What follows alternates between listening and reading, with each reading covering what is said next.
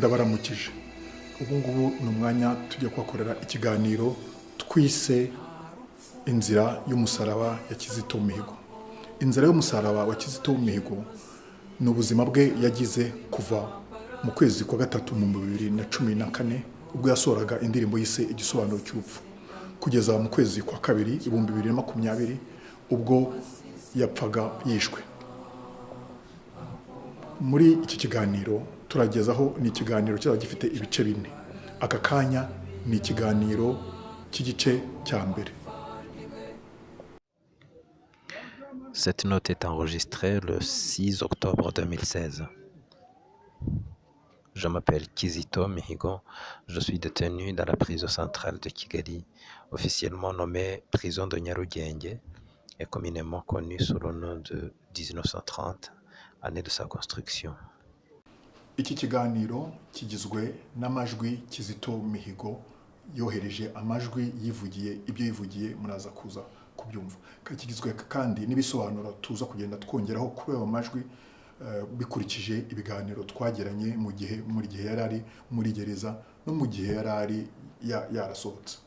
Mwakwibaza muti ayo majwi yayakoze gute, yabagezeho gute?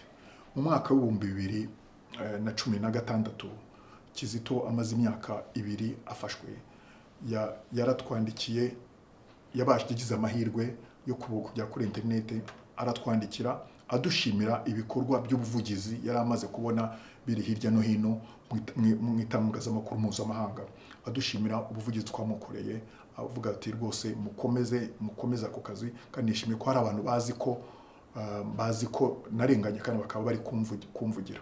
Kuva icyo gihe twakomeje kugenda tugira ibiganiro, uko yarabishoboye ntabwo byari byoroshye kugira ngo abone uburyo no muri gereza, ntabwo byari byoroshye, ariko igihe cyose byashobokaga twakomeje turaganira.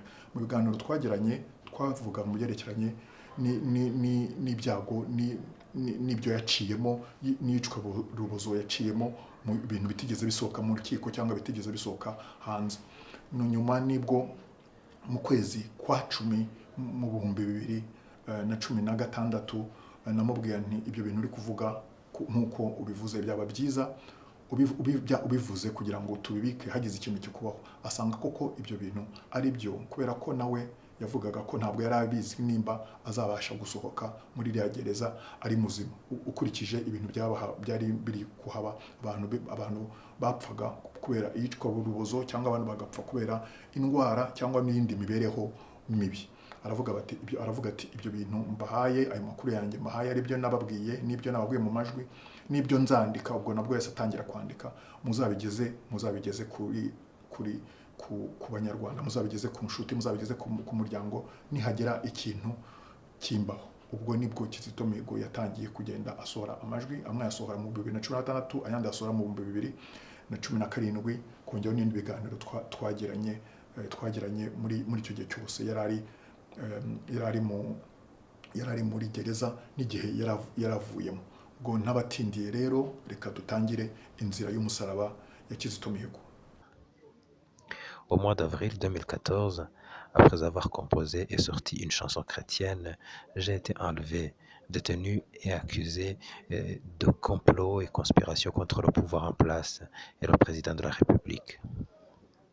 En effet, le 5 mars 2014, j'avais sorti une chanson intitulée Igisobanuro cy'urupfu, traduction, explication de la mort, et je l'ai postée sur ma chaîne YouTube, sur mon site personnel, ainsi que sur le site officiel de ma fondation. Dans les jours suivant la sortie de cette chanson, j'ai subi des insultes, des menaces et des messages me prévenant que quelque chose de mauvais allait m'arriver. J'ai aussi été contacté à plusieurs reprises par des officiels gouvernementaux, dont le ministre de la Culture, le chef de la CID, Criminal Investigation Department, le chargé de la culture au ministère de la Défense, le secrétaire exécutif de la Commission nationale de lutte contre le génocide, CNLG, ainsi que la présidence de la République. En effet, le 17 mars 2014, lors de son discours pendant les cérémonies de collation de grade aux officiers de police, le président Kagame avait déclaré que, je cite, Je ne suis pas un chanteur pour faire plaisir aux ennemis du pays. mu kwezi kwa gatatu indirimbo ubwo ibirasohotse ibaye icyamamare, abanyarwanda hirya no hino barayisangije, abategetsi bamwe batari bishimiye batangiye kubona ko ikunzwe. Nibwo ubwo batangiye nyine nkuko mubyumvisha kumuhamagara Kizito bamutuka, bigeze naho perezida nawe bimuriye cyane, akanabigaragaza nk'uko yabivuze muri iryo jambo yakoreye aho yaragiye guha amapeta abapolisi, ariko ntabwo byahagarariye aho. Le 1er avril 2014, ce soir, j'ai été invité par la directrice de cabinet du président et le rendez-vous a eu lieu dans les bureaux du président du Sénat. L'actuel président du Sénat, à l'époque, il était vice-président du Sénat. Tous les deux m'ont dit que le président n'avait pas aimé ma chanson et que je devais lui demander pardon dans une lettre et que je devais aussi demander pardon à la population qui avait été soi-disant choquée par ma chanson. Lors de ce rendez-vous, j'ai essayé d'expliquer en vain que ma chanson n'avait pas été composée pour faire du mal à qui que ce soit, mais que c'était un message chrétien qui apprenait aux gens le pardon, la compassion et la réconciliation. La directrice de cabinet et le vice-président du Sénat m'ont dit que si je ne faisais pas ce qu'ils m'avaient dit, j'étais mort. Alors j'ai fait ce qu'il m'avait dit, à savoir demander pardon au président dans une lettre et demander pardon à la population à travers les médias. La directrice de cabinet m'avait rassuré que, après avoir fait ce qu'il m'avait demandé, il n'y avait plus de problème outre mesure. Abo bayobozi bamutumiye ku itariki ya mbere z'ukwa kane bamubwiye nabi cyane, baramutuka bamubaza kuri iyo ndirimbo ye, banamubwira yuko umukuru w'igihugu bitamushimishije, bamusaba ko bamubwira ko agomba gusaba imbabazi byihutirwa. Ibyo rwose yarabikoze kugira ngo amahoro ahinde, ariko ntabwo yahagarariyeho. Mais le 6 avril 2014, entre 10h et 11h du matin, lorsque j'étais en voiture avec mon chauffeur, arrivé dans les feux rouges sur la route entre le siège du Parlement et le siège de RDB, RDB c'est Rwanda Development Board, une personne m'a surpris et a ouvert brutalement la porte de ma voiture qui n'était pas bloquée. C'était un officier de police en fait que je connaissais. Il m'a obligé de quitter ma voiture et de monter la sienne. Je suis monté dans sa voiture et sa voiture était conduite par un autre officier que je connais aussi. Il m'a confisqué mon téléphone tout de suite et il me disait qu'on allait voir un de leurs supérieurs qui voulait me rencontrer. Mais on n'est pas allé voir ce supérieur-là en fait. En revanche, nous avons fait plusieurs tours dans la ville de Kigali. Pendant plusieurs minutes, et j'ai fini par être amené au centre de police de Gikondo, communément appelé chez Gachinya. Je suis resté chez Gachinya pendant au moins 30 minutes, assis dans une salle de conférence, sans que personne ne me demande quoi que ce soit. Et quand j'essayais de poser des questions, on ne me répondait pas. J'ai été ensuite remis dans la voiture et nous nous sommes dirigés vers Kijukiro. Au cours du chemin vers Kijukiro, nous avons été rejoints par deux personnes habillées en civil. Ils sont montés dans notre voiture et l'un s'est assis à ma gauche et l'autre à ma droite. La voiture a ensuite continué vers la forêt de Nyanza. Nyanza, c'est une localité située dans la banlieue de Kigali, vers Bugesera. Je suis resté assis dans cette voiture, garée dans la forêt, entouré par les gens que je ne connais pas et qui ne me parlent pas, depuis les heures de midi jusqu'à 20h du soir.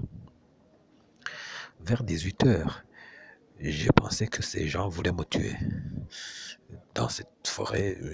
En fait, ils allaient me tuer dans cette forêt et la population, à mon avis, elle allait découvrir mon corps le lendemain, le 7 avril. Alors j'ai dit, si le problème était ma chanson, j'ai dit que j'en avais parlé avec la directrice de cabinet du président et avec le vice-président du Sénat. Quelques instants après, la voiture a quitté la forêt et on m'a conduit au bureau du vice-président du Sénat encore. où j'avais rencontré la directrice de cabinet et le vice-président du Sénat. Et ce jour-là, j'ai retrouvé les mêmes personnes, mais avec une troisième personne qui était le commissaire général adjoint de la police. Ils m'ont dit que, en plus de la chanson qu'on m'avait accusé, qu'ils avaient trouvé dans mon téléphone une discussion par WhatsApp avec quelqu'un de l'opposition. Et c'était vrai, en fait. J'avais eu une conversation avec quelqu'un de l'opposition et dans cette conversation où on critiquait le gouvernement, on critiquait vraiment fortement le gouvernement. Et je savais que le gouvernement rwandais n'aime pas ça. Mais pour moi, ce n'est pas un crime de critiquer le gouvernement. Soit. nk'uko mwabyumvishije baramushimuse bamujyana mu ishyamba umva ari kumwe n'abantu bamaranye amasaha 8 yose nta kintu bamubwira ngo bamuvanamo saa 2 z'ijoro bahereye guhera saa 6 z'amanywa. Lors de cette deuxième rencontre dans le bureau du vice-président du Sénat, j'ai été insulté donc, par les 3 personnes et menacé de mort. J'ai demandé pardon et on m'a dit que je devais continuer à demander pardon, mais que cette fois-là, il n'était pas sûr si le pardon allait m'être accordé. J'ai ensuite été remis en voiture et on m'a mis un sac noir sur la tête, un sac qui me couvrait la tête. La voiture roulait, mais je ne pouvais pas savoir où on allait. Quelques minutes après, je me suis retrouvé dans une chambre avec un lit, une chambre dans une maison d'habitation, et j'y suis resté pendant 9 jours. J'étais menotté jour et nuit. Je mangeais une fois par 2 jours, une fois dans 2 jours. Jusqu'au jour où je vous parle, je ne sais pas encore où se trouve cette maison, car on me couvrait la tête avant d'y entrer et avant d'y sortir. Dans cette maison, j'ai subi beaucoup d'interrogatoires très musclés. Le 10 avril, par exemple, c'est-à-dire 4 jours après mon enlèvement, j'ai été amené dans le bureau du commissaire adjoint de la police, Dan Munyuza. J'ai été battu par les officiers de police qui étaient là. J'étais allongé par terre et on me frappait sur les fesses. J'ai ensuite été amené dans la salle de la primature où j'ai rencontré beaucoup de dignitaires du gouvernement. Eux aussi m'ont posé beaucoup de questions à propos de ma chanson et à propos de cette discussion WhatsApp avec le membre de l'opposition. Je suis resté dans la maison secrète dans laquelle j'étais logé jusqu'au 15 avril, c'est-à-dire 9 jours. Uko byagenze rero nyuma yaje kumenya yuko impamvu bamujyanye muri iryo cyamba abantu bari bafite gahunda yo kumwica, bari bamujyanye kugira ngo bamwice bahite bamuhamba aho ngaho aburi, kuko ntabwo bari kumujyana mu rukiko mu bagende bamurega ngo yavuze indirimbo, ntabwo byari kuba ari ibintu bigaragara, ntabwo byari kugaragara neza. Baravuga bati uyu muntu reka tumwice, ariko bari batarafata icyemezo cya nyuma kugira ngo kuko bagomba kubanza bagategura itekinika uburyo baza kuza gusobanura ikintu cyamwishe. Niyo mpamvu abantu rero bagiye gutegereza amasaha 8 mu ishyamba yicaye mu modoka bategereje ngo babahamagare bavuga ati mwice muhite muhamba cyangwa mutwike, uburyo bwose bari kubabwira. Icyo gihe ukuntu byagenze mu gihe byabayobeye batazi ubundi baza kubigenza, barebye muri telefone ye nibwo babonye message yandikiranaga n'umuro muri opposition nkuko yabisobanuriye. Izo message rero baravuga bati tugize Imana tubonye ikintu noneho kizatuma tumufata tukamushyira tukamujyana mu rukiko tukamujugunya muri gereza tukagenda tukamuhana tukamwumvisha. Nibwo bahise bamamagara saa 2 z'ijoro, mu saa 2 z'ijoro nibwo bahise bamuvana muri iryo shyamba baramugarura bamujyana aho ngaho aho yasanze Ines Mambara, Bernard Makuza na Dani Munyuza. Baramukubita bamubaza ibibazo byinshi cyane kuri izo message yandikiraga n'umuntu muri opposition. Nibwo agerageje kubasobanura no kubaka imbabazi, barangije bagenda bamushyira muri safe house, ahantu inzu itazwi itafite ahantu izwi mu gufungwa mu buryo butemewe n'amategeko. Le jour où la police m'a montré aux journalistes, en fait, c'était le 15 avril, euh, le commissaire adjoint de la police est venu me voir et m'a dit que si je continue à demander pardon et à plaider coupable dans tout le reste de mon parcours, c'est-à-dire en fait dans le procès, et que les choses allaient devenir faciles. Mais que si je cherche si je plaide non coupable et que je cherche à dénoncer les injustices qui m'avaient été commises, eh bien, on allait me donner la perpétuité et j'allais mourir en prison. Ça, c'est le commissaire adjoint de la police qui me l'a dit le 15 avril, avant d'aller devant les journalistes. Donc, il m'a dit, continue à tout accepter et à plaider coupable et à demander pardon. Là, les choses deviendront faciles. Sinon, si tu cherches à entrer en bras de fer, à plaider non coupable et à dénoncer la torture et autres pratiques pratiques illégales, eh bien, on te donnera la perpétuité et tu mourras en prison. J'ai respecté le deal. Et devant les médias et devant le juge, j'ai demandé pardon, mais ça ne m'a pas empêché quand même de dire que je n'ai fait que discuter avec quelqu'un. La chanson, elle n'est pas venue au procès, on n'a pas amené la chanson au procès, mais je sais que c'est vraiment l'honneur de l'affaire. C'est pour cette chanson que j'avais été arrêté, même si on n'avait pas trouvé cette conversation, j'allais rencontrer des problèmes avec. J'avais déjà commencé à connaître des problèmes à cause de cette chanson. Le 15 avril, après avoir rencontré les journalistes, j'ai été présenté au procureur sans avocat et le procureur m'a donné un jour pour avoir trouvé l'avocat. nyuma y'iminsi 9 arya rimwe mu minsi 2 akubitwa ahabwa ibibazo byinshi cyane, yaje kujyanwa imbere y'abanyamakuru. Agezeho imbere y'abanyamakuru yemera ibyaha byose bamushinjaga, anasaba imbabazi nk'uko yari yabyemereye abo bamukubitaga. Durant le procès, j'ai plaidé toujours coupable, comme j'avais promis. Et le 27 février 2015, le verdict est tombé et la haute cour a décidé que je devais faire 10 ans de prison.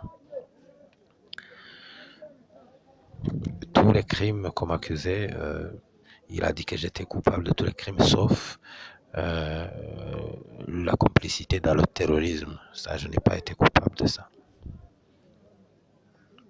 Dans les 30 jours qui ont suivi le verdict, j'ai fait appel à la Cour suprême et j'attends toujours la convocation de la Cour.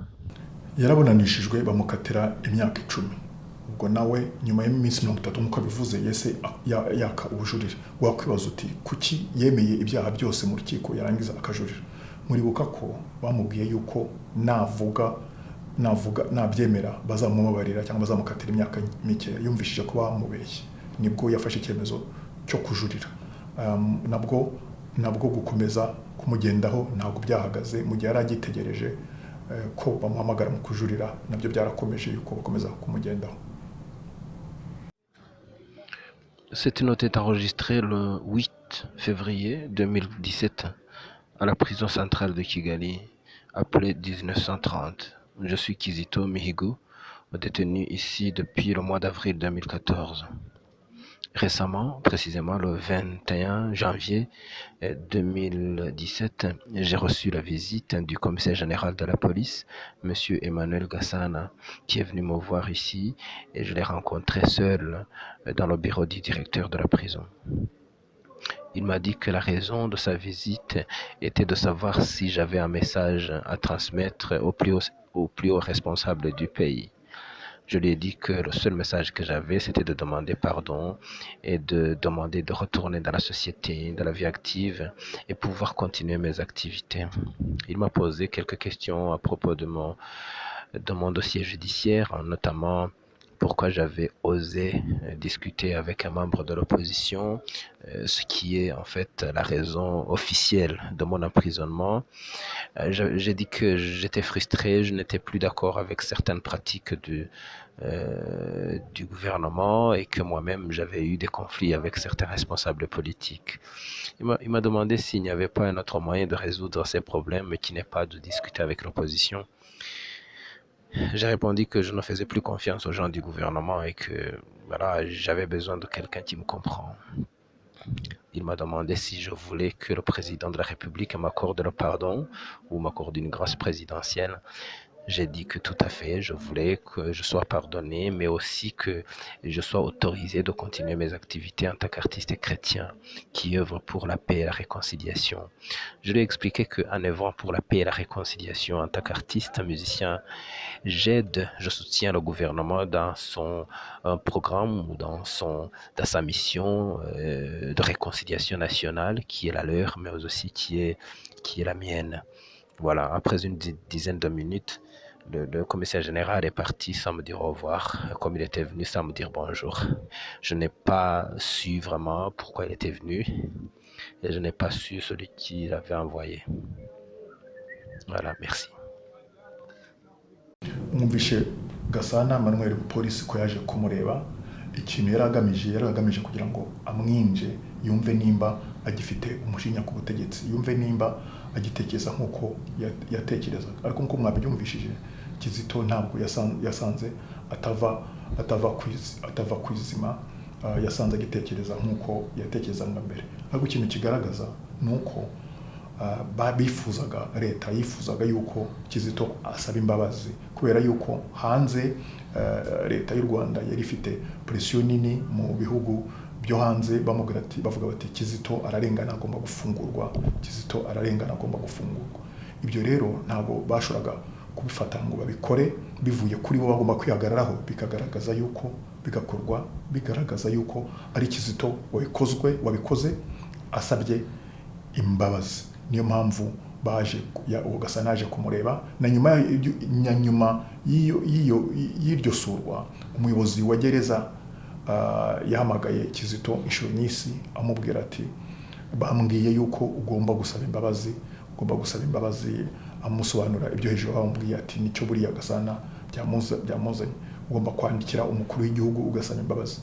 Kizito aravuga ati nta kibazo, aragenda arabyandika. Ariko ibarwaye umuyobozi wa gereza ntabwo yanze kugenda, avuga ati ibarwa yawe ndabona udasaba imbabazi bihagije, ahubwo ndabona uri gushaka kwigisha leta ibintu ugomba gukora by'ubwiyunge no kubarirana, ugomba gusaba imbabazi ugatakamba. Yandika indi barwa, nayo umuyobozi wa gereza aravuga ati ntabwo ibi bintu ntabwo nabyohereza, ugomba kwandika ibarwa utakamba. Ubwo nayo agezaho arayikora, barayohereza. Ariko nanone haba ikindi kibazo, ntabwo bashoboraga kumushyira ku bantu bagomba gusaba guhabwa imbabazi kuri liste, kuko ntabwo mu mategeko bishoboka kuba perezida yamuha imbabazi agifite urukiko rugitegereje, kuko yari yarakoze ubujurire. Nibwo rero bamusabye kugira ngo nabwo ubujurire abuhagarike, abanza kubitekerezaho, nyuma asanga ko ari ngombwa kubuhagarika kuko n'ubundi yashoboraga kujya muri ubwo bujurire, nta butabera nyabwo buhari mu iki gihugu, bakamukatira indi myaka 30 cyangwa 20 irenze bari bamukatiye mu rukiko rwa mbere. Aravuga bateka nkore ubujurire, nibashaka baba bambeshye cyangwa babereke n'ubundi ni ibyabo. Ubwo nibwo yatse ku bujurire buhagarara, ajya mu rukiko, ubujurire burahagarara.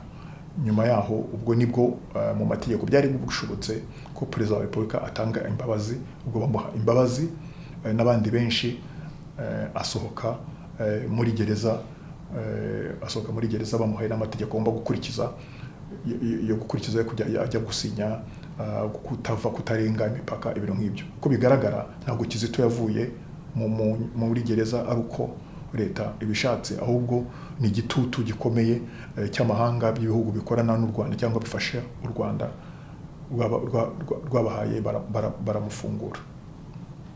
Vous citez quelques noms des personnes que j'ai rencontrées pendant tout ce chemin de croix.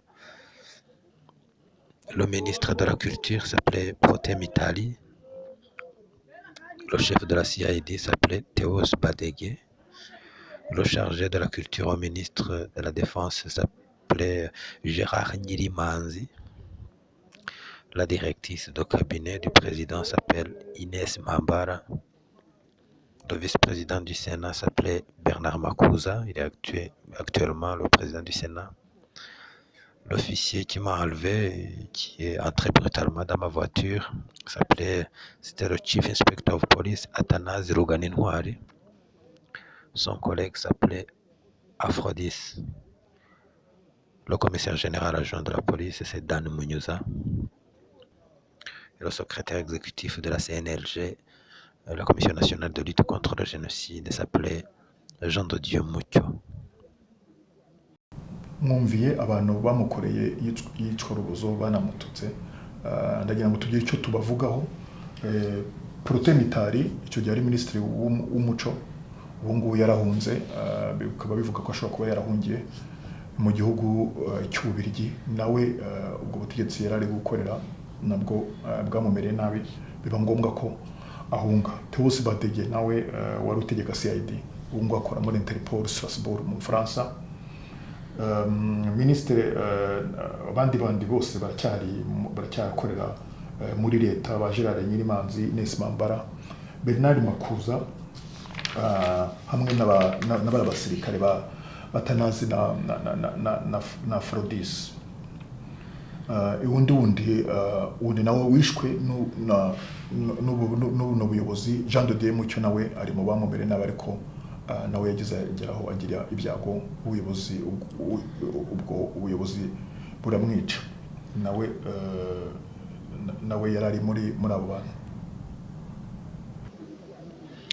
Pendant la détention illégale, j'ai aussi rencontré le général James Kabarebe, le général Freddy Bingira, le général Jacques Nziza, le général Karenzi Karake, le docteur Jean-Pierre Dusingizemungu, le président d'Ibuka, le businessman Gatera Egide et beaucoup d'autres. Muriyumvisha muri iyo nzu yari arimo muri safe house ibiganiro cyangwa ikubitwa cyangwa yicuruzo ashobora kuba yarakorewe nk'abantu nka Dani Munyuza, Nziza, Karenzi Karake, abantu baje kumusura muri iyo nzu, na Kabarebe. Mugerageza gutekerezaho ibintu bishobora kuba byaramubayeho ahuye n'abo bagabo dusanzwe tuzi. Ikindi nacyo gitangaje, umucuruzi Egide Gatera yakoraga iki muri iyo nzu mu bintu byo kwica rubozo? Nabyo ni igitangaza. Ubwo nabyo ababizi bagifite icyo bashobora kuzagira ikintu bitubwiraho. Pour moi, ce que je peux dire comme commentaire, c'est que mon procès est un procès très très politique, avec des preuves fabriquées. Par exemple, mes co-accusés, je ne les connaissais pas vraiment. Je ne connaissais que Cassien en tant que journaliste, mais les autres, je ne les connaissais pas. Je trouve qu'il n'y a pas du tout de connexité dans nos cas, mais il fallait que ces co-accusés viennent pour que je sois coupable.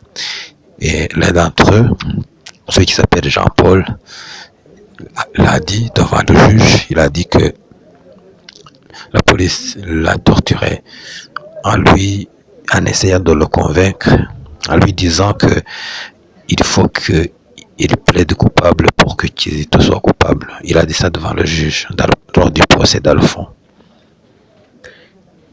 Je trouve que c'est un procès politiquement motivé et avec des charges fabriquées et dans lequel la procédure pénale n'a pas été respectée et avant lequel il y a eu beaucoup de pratiques illégales, de la torture, des détentions illégales, l'enlèvement, non pas l'arrestation, mais l'enlèvement, parce que normalement, quand tu es arrêté, on te dit pourquoi tu es arrêté, on te montre un mandat, etc. Mais ça n'a jamais été le cas dans notre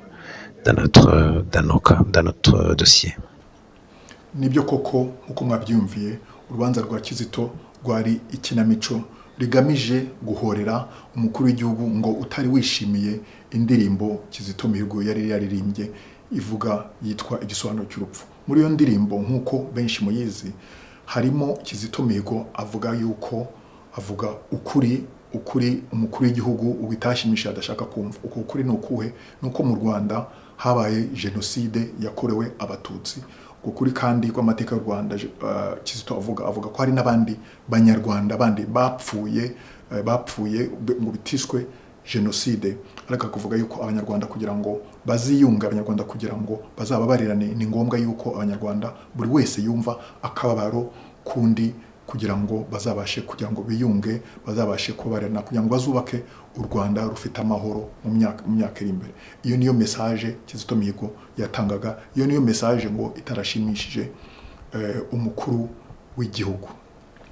Aha rero niho turangirije igice cya mbere cy'inzira y'umusaraba wa Kizito Mihigo.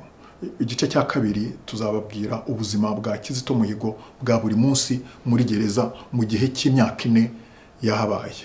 Icyo gice nacyo tuzabagezaho, kizaza mu minsi mike iri imbere.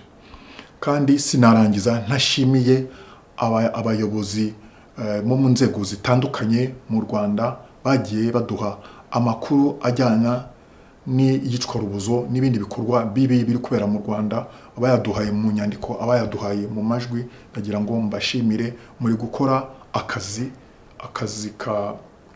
kari kubaka u Rwanda ruzaza, kuko ibyo bintu kandi bishobora kuzakoreshwa mu gihe kizaba kiri ngombwa. Kandi nagira ngo mbahumurize ko ibyo makuru mwatanze ntabwo azajya hanze bitari ngombwa, azajya hanze igihe tuzaba tuziko muri mu mutekano, cyangwa byagaragaye ko ari ngombwa ko icyo gihe agomba kujya hanze. Kandi turasaba n'abandi banyarwanda bakora hirya no hino babona ibintu by'isi bitagenda uko mwabivuga, mukabyohereza, mwabyandika, mwabigira mu majwi, kugira ngo ibyo byose igihe ari ngombwa bijye bisohoka, bimenyekane, kugira ngo bihe amasomo abandi, bizibihe amasomo u Rwanda ruzaza, u Rwanda ruzaba rufite uburenganzira bw'ikiremwamuntu bwuzuye kuri buri muntu, u Rwanda rutagira ikandamizwa, u Rwanda rugira abanyarwanda bose biyunze mu gihugu cy'amahoro.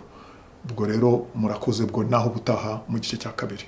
Bikiruta ibindi, urupfu nicyo kibi kiruta ibindi, ariko rutubera inzira